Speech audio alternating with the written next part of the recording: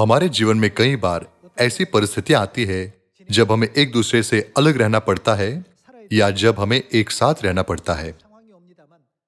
लेकिन परमेश्वर ने एक वाचा बांधी है ताकि हम उनसे कभी अलग न हो।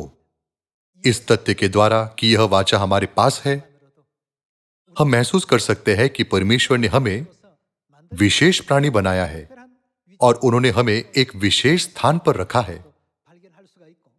साथ ही जब हम आत्मिक दुनिया हमारे अनंत स्वर्गीय घर में लौटेंगे तो सभी स्वर्गदूत हमसे ईर्ष्या करेंगे और हमारी प्रशंसा करेंगे और हम उस अनंत महिमा का आनंद ले सकेंगे जिसके लिए पापी योग्य नहीं है। इन सब का सबसे बड़ा कारण यह है कि परमेश्वर हमारे साथ है। आइए हम यिर्मयाह अध्याय 50 के द्वारा इसकी पुष्टि करें। यिर्मयाह अध्याय 50 आयत 4।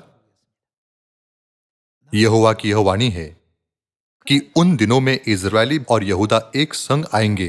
वे रोते हुए अपने परमेश्वर यहोवा को ढूंढने के लिए चले आएंगे। वे सियोन की ओर मुंह किए हुए उसका मार्ग पूछते और आपस में यह कहते आएंगे, आओ हम यहोवा से मेल कर ले। वे क्या करेंगे? उसके साथ ऐसी वाचा बांधे जो कभी भूली न जाए परंतु सदा स्थिर रहे। परमेश्वर की संतान बनने के लिए जो हमेशा परमेश्वर के साथ रह सकती है, बाइबल में लिखा है कि हमें स्वयं को परमेश्वर के साथ सदा की वाचा यानी नई वाचा से बांधना चाहिए।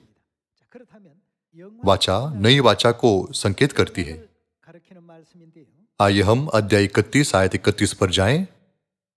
फिर यहोवा की यह भी वाणी है, सुन, ऐसे दिन आने वाले हैं जब मैं इजराइल और यहूदा के घरानों से नई वाचा बांधूंगा।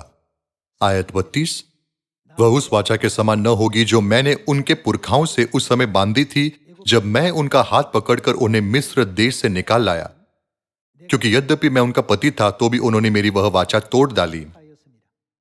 परंतु जो वाचा मैं उन दिनों के बाद इजराइल के घराने से बांधूंगा वह यह है, मैं अपनी व्यवस्था उनके मन में समवाऊंगा और उसे उनके हृदय पर लिखूंगा और मैं उनका क्या ठहरूंगा? मैं उनका परमेश्वर ठहरूंगा और वे मेरी क्या प्रजा ठहरेंगे। यहोवा की यह वाणी है। परमेश्वर ने दृढ़ता से प्रतिज्ञा की है, तुम मेरी प्रजा ठहरोगे और मैं तुम्हारा परमेश्वर ठहरूंगा। यहां तक कि इस पृथ्वी पर शारीरिक इजरायली भी स्वयं पर बहुत गर्व करते हैं कि परमेश्वर ने विशेष रूप से उनके लोगों को चुना है। लेकिन यह बदल गया है। परमेश्वर ने आत्मिक रूप से सियोन को चुना है और वह हमें आत्मिक यहूदी कह रहे हैं। इस प्रकार भाइयों और बहनों, पिता परमेश्वर और माता परमेश्वर जो आत्मा और दुल्हन है, कहां है? वे सियोन में है। सरल शब्दों में कहें तो वे church of God world mission society में हमारे साथ है। तब हम संसार में जहां कहीं भी जाते हैं, परमेश्वर ने हमें पहले से ही सारी जातियों में श्रेष्ठ किया है।